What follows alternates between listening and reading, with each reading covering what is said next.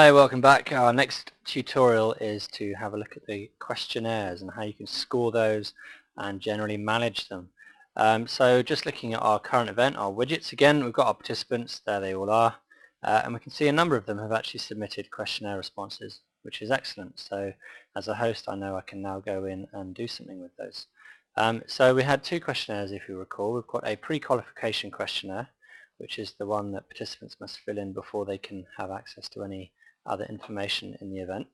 And we can see these three guys have all filled it in. So do you accept our terms? They've all said yes, and therefore their answers have been accepted since we automatically said that answer yes will be approved.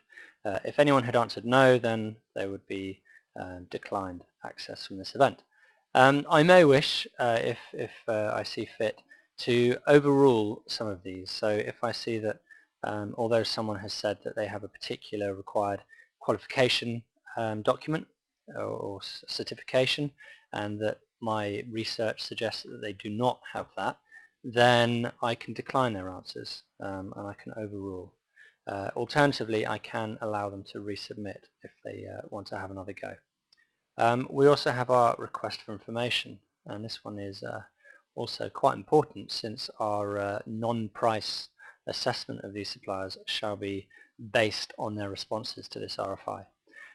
So we can see now within that tab we've got our sections and our various questions. Of course, had we more questions in here, they'd be listed down. And we've got our participant responses. So here is the full response. If I hover over it, it'll tell me the entire detail that they provided to me. I can also flip to show the scores. And I think this is where we shall find that I have not currently scored them. So that's an action for me as a host to get on and do so. Yep, there we go, they're all not scored. So I will then go in and score these guys. We've got the instruction at the top on how to do it. Click on his name, and that drills into their particular response. And then when I'm looking at that response, I can give some scores to the various answers. So here we have our first section, the quality capabilities. We've put an 80% weighting on this section. What are the quality procedures? We've put 100% importance on that particular question. So had we more questions in here, we might want to adjust how important each question is. And here's the answer they gave. So if I click score, I might want to score this response. So if that had meant sense to me, that particular answer, I might say, yeah, okay, these guys are quite good. I'll give them 8 out of 10 for that. I'll populate in the score, and that will work out all the weightings and the various assessments. And when that's done, we can see the scores here.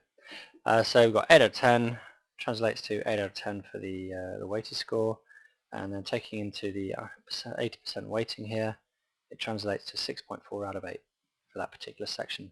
And here we've got section 2, so I'll give them a quick score for there. Again, this might mean something to me, so I'll give them a score of 6 out of 10, and I'll save that. And that's now scored, and we can see overall then this supplier got a score of 7.6 out of 10, taking into account all the weightings and everything else.